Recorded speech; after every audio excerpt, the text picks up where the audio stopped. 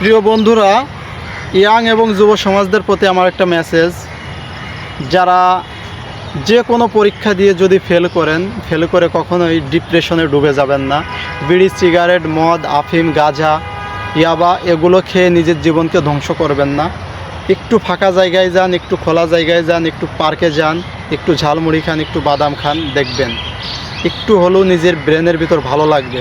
সাময়িক সময়ের জন্য ভালো লাগলেও অতীত কিন্তু ঠিকই টানবে যে আমি ফেল করেছি, আমার মন খারাপ। এটা কিন্তু ঠিকই আপনার মনকে নাড়া দেবে। তাই বলে নিজের জীবনকে নষ্ট করবেন না। কারণ বিয়ে আর নিজের জীবনের ডিসাইড একটাই কারণ, একটাই ডিসিশন। এখানে কিন্তু দুইবার ডিসিশন নেওয়ার কোনো সুযোগ নাই। আপনি কি করবেন এবং কি করবেন না সেটা কিন্তু আপনাকেই ভাবতে হবে। অন্য কেউ সেটা ভেবে দেবে না এবং অন্য কেউ আপনাকে সেই পরামর্শটা দেবে না।